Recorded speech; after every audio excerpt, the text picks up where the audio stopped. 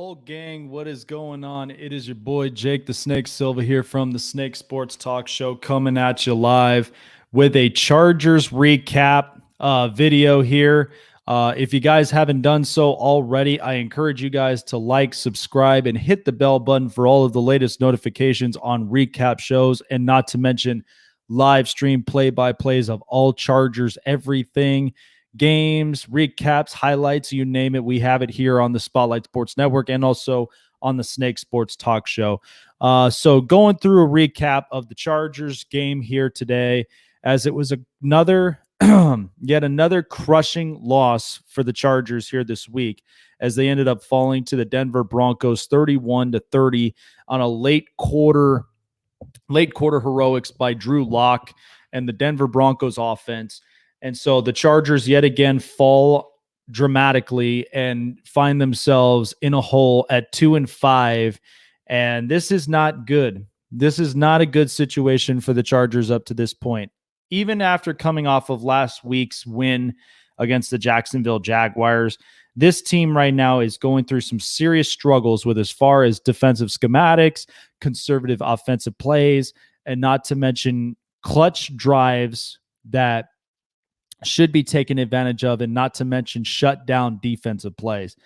Justin Herbert, though, in the game definitely finished up what seemed to be a pretty good performance out of him. 29 of 43 attempts that were completed, 278 passing yards, 3 touchdowns, and 2 picks into the game. Herbert at the beginning of the game threw his first pick, but definitely rebounded himself just later in the quarter. The Chargers seemed like they were up in the driver's seat. By the time that they were up in the second quarter, they were losing 3-0, and it was nothing but back and forth defensive games. And the Chargers finally opened themselves up on the offense in the second quarter with scoring a 14-0 frame before going into halftime. And then the team ended up extending their lead 21-3, and then kept going on and on until all of a sudden the Broncos ended up opening up by the late quarter in the fourth, putting a 21-6 frame that ended the game with a 31-30 win in the late quarter, down by 7 seconds in the game, and Drew Lock with his heroic pass sealed the game up. My biggest takeaway throughout this whole game: the Chargers offense, by the time they were getting into the late quarter, played super conservative. Not a whole lot of big-time clutch drives were made. And the worst thing of it all, Gus Bradley and his schematics for this defense fell apart. It fell apart once again. We've seen the same exact tactic when it happened against the New Orleans Saints. We've seen this tactic against the Tampa Bay Buccaneers. We've even seen this tactic against the Carolina Panthers, and so on and so forth. We had almost seen this same similar tactic last week against the Jacksonville Jaguars, and lucky enough that they were able to open the offense up and win the game 39-29. But this is one that really just opens up a lot of concerns and a lot of questions for all Charger fans, myself included, because of the fact of this team has so much potential with their future at quarterback with Justin Herbert, and the offense and the defense all around him. If you look at the top, like from top to bottom with this roster, you can admit is stacked, and it's filled with a lot of really good, high potential quality players. But the fact that our record shows it all and how this team's performance has been playing really just kind of shows what this coaching staff has been doing all throughout this year. And once the game and the finale showed itself, that's where every Charger fan has been feeling the same exact way. This is tiring. This is absolutely tiring. In one of the crazy stats, and this is what makes it sad about this team, but teams that have led with a 17-point lead, the rest of the NFL are 52-4 when leading with 17 plus. The Chargers are the only team that has not won a game with 17 plus. They're 0-3. And this is the one that really just ticks you off, With that amount of potential and with that much talent on this team, this very much is a coaching issue. And this is one where you look at Anthony Lynn, you look at Gus Bradley, and you look at even Steechin for the offensive coordinator. Every single one of them should be put in their place, and they all should be held accountable for their actions all throughout this game.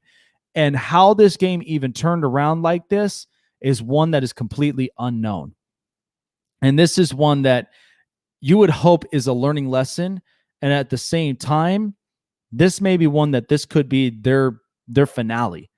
And this is one that they're coming into next week facing off against the Las Vegas Raiders that, hate to say this, but after this loss, the Raiders got momentum for next week.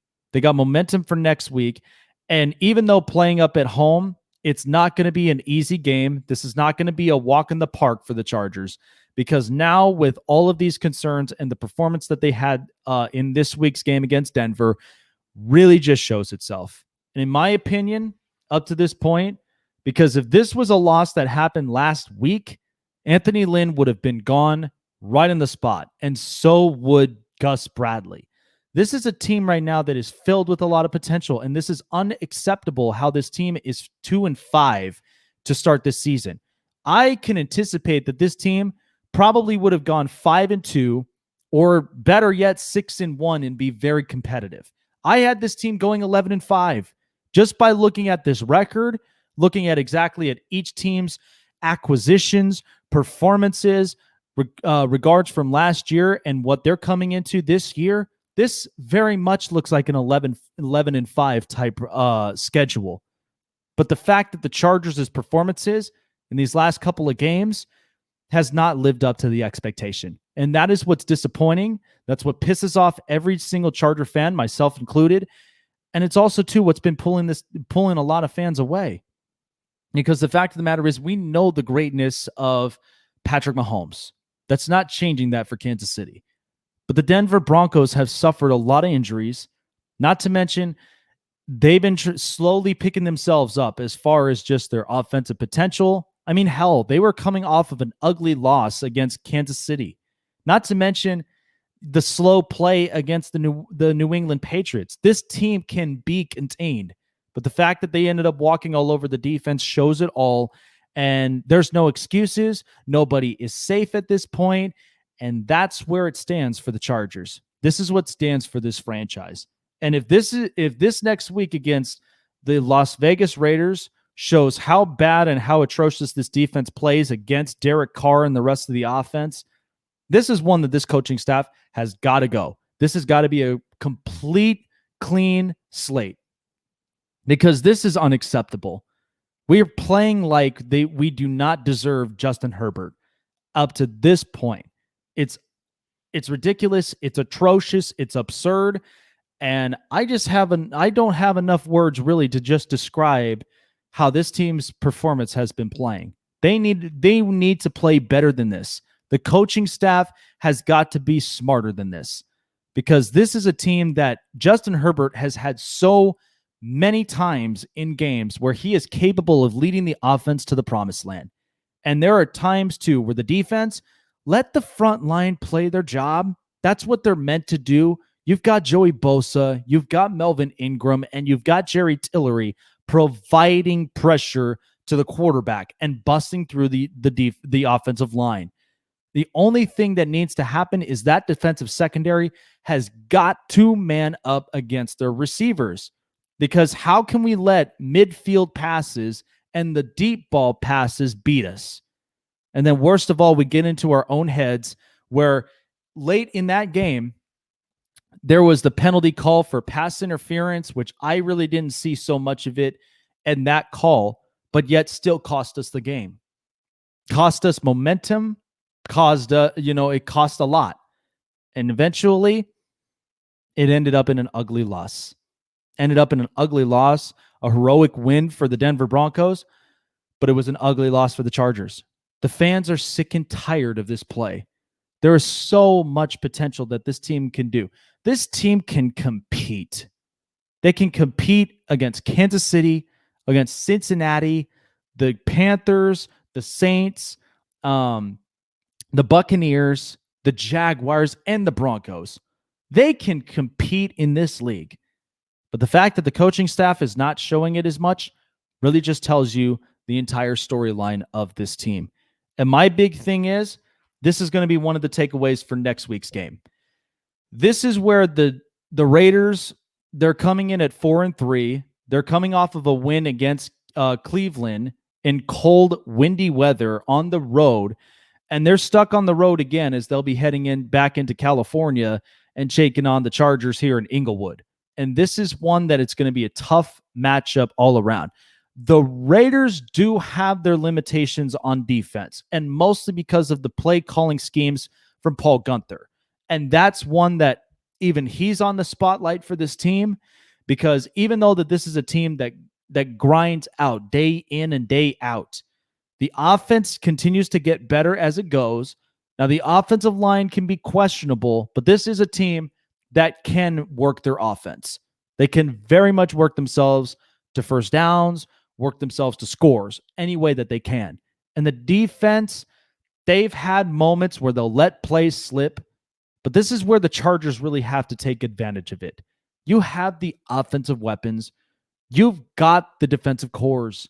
I understand that with Derwin James, it hurts, but we should not even be thinking about that in the back of our minds. This is where the team really has to step up, get pissed off, get mad, and get yourselves together. Because if this is an ugly loss, again, like how it was this game against the Denver Broncos, you should fire the entire coaching staff. Fire the entire coaching staff except for Pep Hamilton. That is the only guy who's really been working with the quarterbacks. He has been successful in his coaching scheme, but everybody else, this is a clean slate. Anthony Lynn is a nice guy, but it's ruining the potentials of all of these players' careers.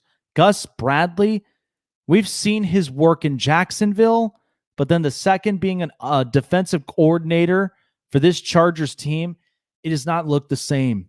It now just looks like it's outdated, it's not good, and lots of plays are slipping. And then you've got the offense with Stegen. This offense, Justin Herbert is one of the smartest gunslinging quarterbacks I've seen in this league. He's capable of handling the heavy workload. And you've got offensive weapons with Keenan Allen, Mike Williams, who had a hell of a day, Justin Jackson, and the run game all played their tails off against that front line. This is no excuses at this point. Being 0-3 with 17-point leads in the league is the most embarrassing stat and record you could ever have in this league in the NFL. You should be shutting the other opposing teams down the second you have 17 points or more. You should never be giving them momentums to be coming back and making the games as close as they are, and then you eventually get upsetted in those games. This is one that I'm really, really just tired of this. I think this is ridiculous. And if this does not become a better showing against the Raiders and they lose to the Raiders at home while the Raiders on the road, that's going to be my final straw. That's going to be my final straw with this coaching staff. I'm still a firm believer of this team. I'll always bolt up to the day that I die, but the team and the players deserve much better than this. They've got potentials. They can play. It's a matter of how you set this up schematically and how you manage game flow and game pressures. Right now, they are unsuccessful up to this point. And this is where they need to get better and better at this. Thank you guys so much for tuning in. Really do appreciate you guys. As I've said again, hit the like button, hit the subscribe button, and hit the bell button for all of the latest notifications on Charger recaps and also on live play-by-play reactions as well to all Chargers games. I will be live next week against the Las Vegas Raiders at home. It's a 105 game, and this is where you hope that the Chargers rebound and they get better from here. I appreciate you guys tuning in. Thank you so much. Jake the Snake signing off. Have a great day, and always remember, Bolt fam, even on win or losses, we always bolt up.